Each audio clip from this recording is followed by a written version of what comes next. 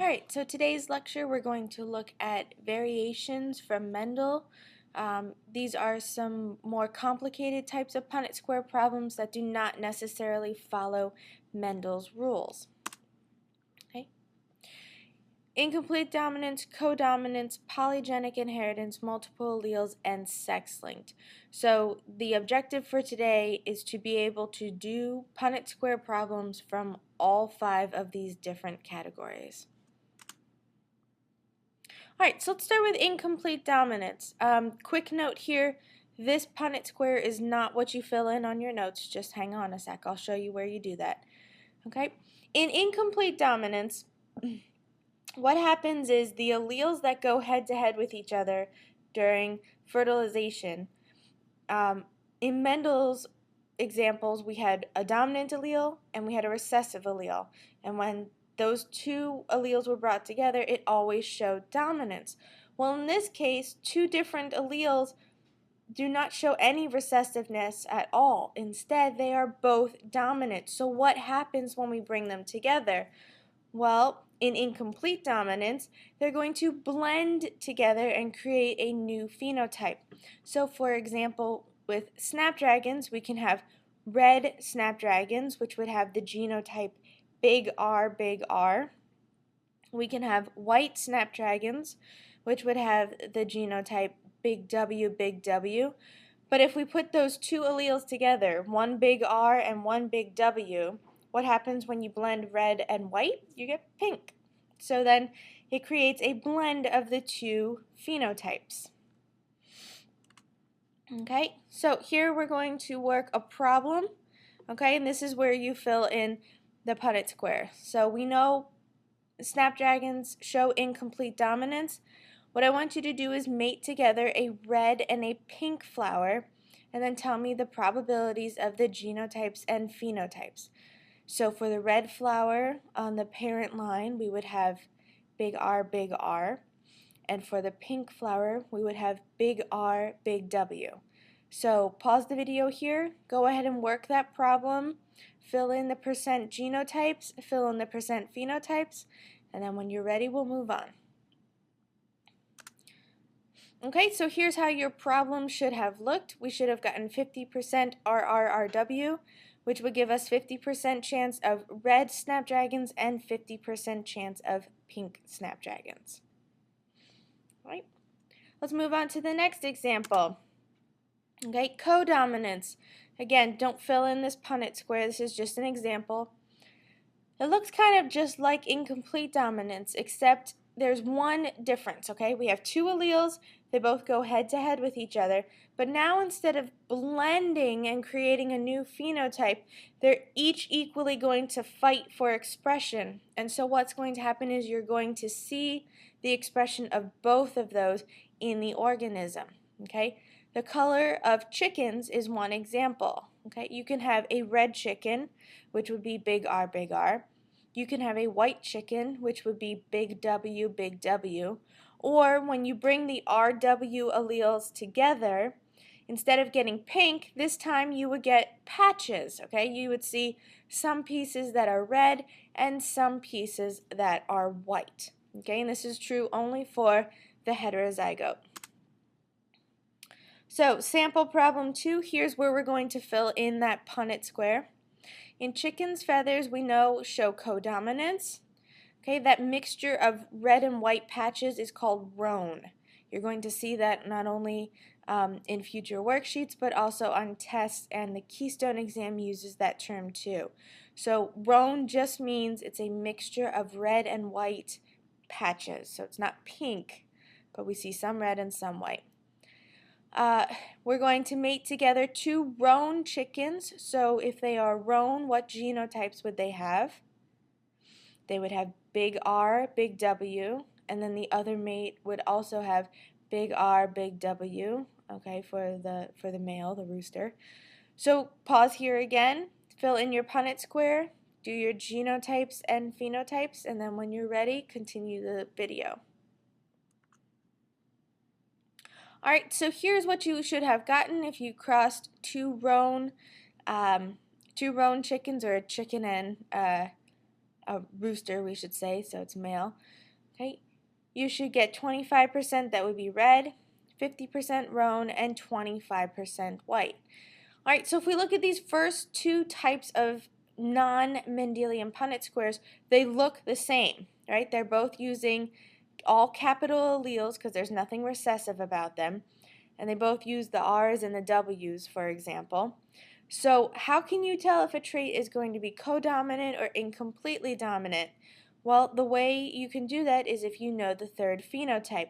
For example, if I said that songbirds can be black, gray, or white, would that be incomplete dominance or would that be codominance? Okay, that would be incomplete dominance because the gray is a blending of the other two phenotypes. But if I said Dalmatians can be spotted, all black, or all white, then that would be an example of codominance because the spotted would have both black and white showing at the same time. So that's how you tell the difference between codominance and incomplete dominance. And we're going to spend quite a bit of time in class going over how to work these problems. Okay. We've done dihybrids before, and that's going to point to our next type of Punnett square, polygenic traits. Specifically, this is how eye color is inherited. So the phenotype, one single trait, is controlled by a combination of genes. Okay, so in this example, when we look at eye color, as of right now, for our understanding currently, we believe that there are two genes that influence eye color, and each of those genes have two alleles. So we're looking at a combination of 4 alleles that will produce the eye color. And as we know, there are more than just 2 eye colors. So here what's going to happen is each additional dominant allele will darken the pigment or the color that is in your eye. So if you look at the chart on the bottom left here, that is going to show you that the most dominant form, all capital letters, is going to give you the intense brown color, or it's almost a brown-black color that we see with people who are of Eastern Asian descent. Okay, and then as you start losing your dominant alleles, we start getting lighter and lighter until the complete double recessive would be pale blue. There are lots of questions about eye color, and we're going to give you a chance to ask those when we're in class together. But in all honesty, a lot of scientists don't actually have a solid understanding of eye color. We are continuing to evolve our understanding, and so because of that, what's going to happen is there are predictions that there are new eye colors that are out there that are perhaps controlled by the addition of another gene. So this may be incorrect, but as of right now, this is our understanding. So you would set it up just like a dihybrid because we're looking at the inheritance of 2 genes together. It's just that when you interpret the results of your dihybrid, you have to go back to that chart and you have to look at what each genotype would give you for a different phenotype. So I gave you the trait key in your notes. Okay, a hazel eye male and a dark blue eye female. So if we look at your key, hazel would be big A, little a, big B, and the dark blue would be little a, big B, little b. So those are your 2 parents. Excuse me. Go ahead and fill in your dihybrid. Give a listing of all genotypes and phenotypes. Pause here. So here are the results of that. Excuse me. Here are the results of that. And you can see we have 4 different possible eye colors. So you can see that a hazel and a dark blue-eyed female do not only have to produce hazel or dark blue-eyed children. There's a wide variety. And again, we'll practice more of these. Okay, so moving on. Now we're going to talk about a situation. This is our 4th type of Punnett square. Here we have one gene, and instead of two alleles, there are more than two possible alleles.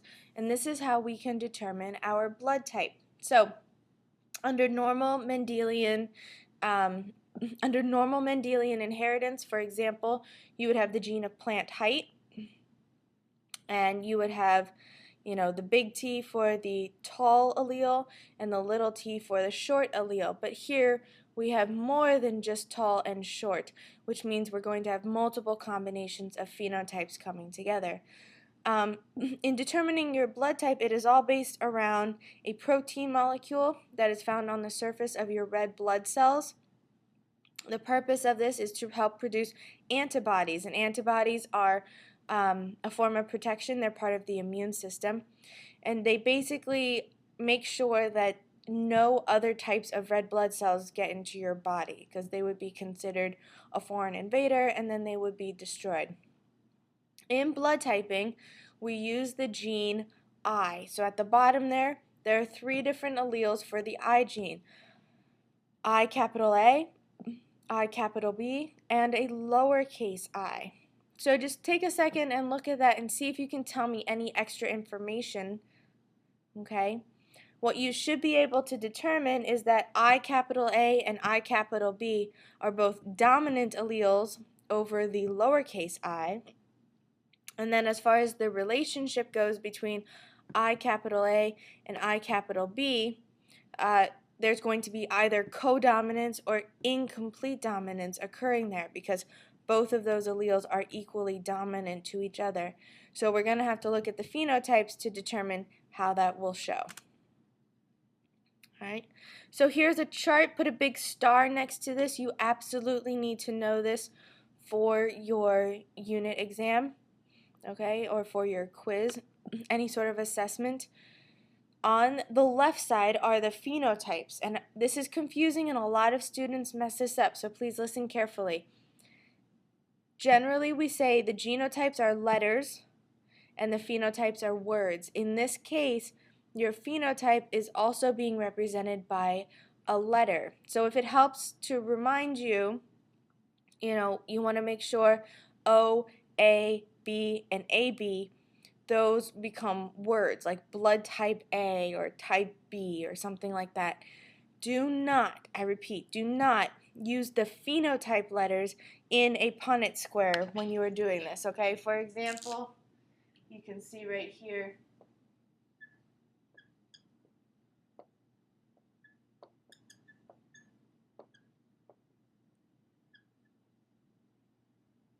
okay, something like this. You do not want to do this.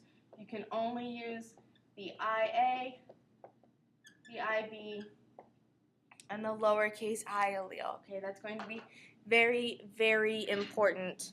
Okay, otherwise you will do your Punnett squares incorrectly. So let's do a sample problem together. Oh, I'm sorry. Okay, so let me finish explaining this surface of the red blood cell thing. So looking all the way on the left here, we have type A. Okay, and so what that means is they produce this protein in the A form on the surface of their blood cells.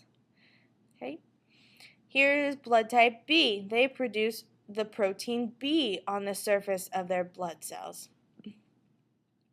Here is type AB. They will produce both of A and B on the surface of their blood cells. And then this would be representative of type O. They have nothing on the surface of their red blood cells. So when we look at these as the possible genotypes, okay, obviously if we have IA, that's definitely going to be type A. But also if we have the heterozygous condition, because we know the dominant allele will be expressed over the recessive. Same thing with type B here. Now when we get to A and B, there's only one possible genotype. So just based on this, would you assume this is incomplete dominance or this is codominance? Okay, this would be an example of codominance because we see both A and B. It's not like we're getting a blending, it's not like we took red and white and made pink, or that we took A and B and made a new letter C, okay? There are some A parts and there are some B parts. And then type O, this is sort of like the ghost red blood cell. Okay, it can sneak into any body type, and we're going to talk about transfusions in a second, but it can be used in any body type because it does not have any of these proteins, and so it sort of goes unnoticed. Alright, so let's look at a sample problem here. A man with type AB marries a woman who is heterozygous for type B. What are the possible genotypes and phenotypes? So you want to go back, you want to use your chart there that you're going to eventually memorize, and you want to set up your Punnett square. So if the man is type AB, we know his genotype will be one possible thing. It will be IAIB. And the woman who is type B, we were told that she's heterozygous. So that helps us narrow it down. Her genotype would be IB little I. So go ahead, plug that in, predict your genotypes and phenotypes, and you can pause here. Alright, so if you did things correctly, this is what it should look like. Again, remember, I just want to stress over and over again, you must use the I alleles, okay? You cannot fill in your Punnett squares using A, B, O, and AB. Okay, you have to use the I alleles, otherwise you will not get credit. So your probability of phenotypes, 25% chance type AB, 50% type B because we can add two of those genotypes together to give you type B blood, and 25% type A. Okay, so as we said before, these proteins on your red blood cell surfaces are going to produce antibodies, and they will attack cells that do not have the correct protein molecule on their surface of their cells. When they attack, what happens is something called a clumping or an agglutination reaction. And basically is it turns your blood from a liquid into a gel, like a solid almost. So if blood transfusions go wrong, they can result in death because obviously you are not circulating any nutrients, any oxygen. Your blood kind of turns to sludge. So when we are transfusing blood, we need to make sure that different blood types can mix with others because there are some that work, some that are very compatible, and others that are not. Okay, always if you transfuse with the same blood type, you will be safe. So if you have someone with type A blood, you can put type A blood into type A blood, into another type A blood person. The other rules, type O is considered a universal donor. Remember, we called that sort of like the ghost red blood cell because it has no proteins on its surface. There's no alarm when it comes into the body. So type O blood can be added to any of the blood types. Type AB can receive from any because it has both the A and the B protein molecules. So it can accept A, no problem. It can accept B, no problem. And obviously it can accept O. All right, so take a stab at these transfusions here. If you have type A blood, try and figure out what blood types would be able to be given to you if you were ever in need of blood. Okay, and then try type O and type AB. You can pause here, and then when you're ready, you can move on. So these are the correct answers. Okay, as you can see, even though type O can be given out to every other blood type, it can only receive itself. So that means if you're in a type O body, okay, and you don't produce any of those proteins on your surface, then the antibodies in your immune system are going to be on the hunt for anything that has a protein molecule. So, for example, if you were to put type A blood into someone with type O, it would immediately send up these flags because it says, what is this A protein molecule doing on the surface of a cell? This cell is foreign, we must destroy it. And that's what causes that clumping or that agglutination reaction. Hopefully we will be doing a lab in class to go over this even more in depth.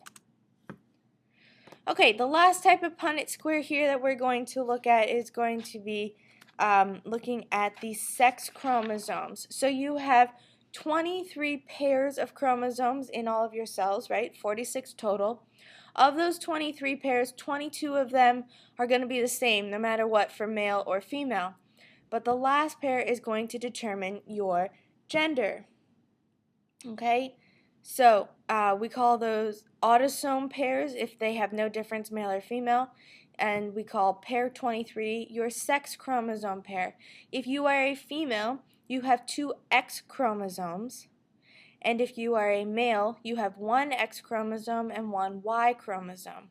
Okay? The X and the Y chromosome are heterozygous, meaning they do not, or I'm sorry, not heterozygous, are non-homologous. That means they do not contain the same genes. They have very different genes.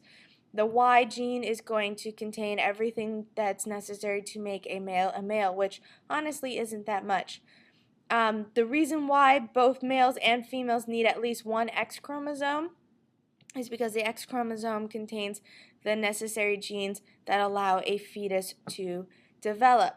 So sample problem 7 here, okay, if we're just looking at the chance of a male and a female mating, we're not tracking any genes, we just want to determine gender. Every time males and females meet, okay, this is going to be the result. So the Punnett square that you see here on this slide is going to go into number 7. So go ahead and work that through. And what you should find for your genotypes and phenotypes is that it's always a 50-50 chance. So it doesn't matter if someone says, oh, I have 7 sons, the next one has to be a girl. No, that's not true. It's a flip of the coin. It's a 50-50 chance every time. Each reproductive event is its own separate chance. You're always bringing XX and XY together, and it's always going to be the 50% female and 50% male chance that you see here. Okay, these are pictures of male and female karyotypes. A karyotype is a picture of what your chromosomes look like. We bust open a cell in the middle of metaphase 1 of meiosis, and you see how we have the tetrads already aligned. The key differences here, if you look down at pair number 23, okay, on the left we have a male. You see he has 1 X and 1 Y chromosome, where the female has 2 X chromosomes. Okay, this is called a karyotype. It's a picture of your chromosome layout. So what's very interesting is because males have XY and because females have XX, we can find that genes on the X chromosome are going to have different patterns of inheritance. Okay, 2 examples that we're going to look at today are hemophilia, which is when your blood does not clot. It's a genetic disorder that causes you to bleed nonstop because you're missing a clotting gene. And also color blindness, which is where you have a difficulty discerning between 2 different colors. Most frequently, we're talking about red, green. Okay, color blindness is not the same thing as holding up a pair of navy blue pants and a pair of black pants and saying, oh my gosh, I can't tell the difference between the two because the fabrics are so similar. That's just a natural error of our human vision. Color blindness is a specific genetic disorder that you can get tested for. Okay, when these are inherited recessively, it's going to be a lot easier for males to inherit the genetic disorder because they only need 1 copy to be recessive. If they only have 1 X chromosome, if that X chromosome is recessive, then it's going to take over and that's going to give them that genetic disorder. Whereas because females have 2, they're going to have the need for 2 of those alleles to be recessive. So let me show you what I mean on the next page. Okay. Here are the possible genotypes if you are a colorblind female or a colorblind male. Note we keep the X's and the Y's there to help us determine whether it's a female or a male. Okay, and then we're going to use a superscripted lowercase or uppercase letter to add on to the gene. So the female is colorblind because she has 2 recessive alleles on both of her X chromosomes. The male, he only has 1. Why do we not put anything on the Y chromosome? Because the gene isn't found on the Y chromosome. Remember, they are non-homologous, so your Y chromosome contains different genes. So the color blindness gene, for example, is only found on the X chromosome. Therefore, if the male inherits one recessive allele, that's the only allele he has, he will be colorblind. If you're normal and you're female, you could have both of your alleles be dominant on each of your X chromosomes, or you could be what we call a carrier, okay, where you have a big N and then you have a recessive allele. Now, in the female case, even though they only have one recessive allele, they're not colorblind because they still have that other dominant allele. Okay? And a normal male would have to inherit a single dominant allele. So what does this show? It's a lot easier. The probability increases for males to inherit sex-linked traits that are, genetic disorders compared to a female. Okay, let's see, here we go. Sample problem 8. Okay, so normal vision female, colorblind male are mated together. What are the probabilities of the genotypes and phenotypes? So normal vision female, non-carrier, so go back and look at your list of possible genotypes. If she is a non-carrier, then that would mean she is dominant for both of her alleles. So let's take a guess at what her genotype would be. And then the male is colorblind, so there's only one possible genotype for him. So fill out your Punnett square, and then we'll look at the genotypes and phenotypes. Okay, pause here. Okay, so this is what you should have been able to get from that. Right, when we mate them together and we look at the probabilities, 50% will be X big N, X little n, and 50% will be X big N, Y. Okay, so that means 50% will be a normal vision carrier female, and 50% will be a normal vision male. When we do phenotype percentages, it's important to take into account the difference between the male and the female. Okay, let's look at another example. This is sample problem 9. Okay, here we have a normal vision female, but she is a carrier. So again, remember, if she's a carrier, then that means she has one dominant allele on her X chromosome and one recessive allele on her other X chromosome. And we're mating her with, again, a colorblind male, which has only one possible genotype. Okay, so set up your parent line, then you're going to fill in your Punnett square, genotypes and phenotypes. Pause here, and then we'll get to the answers.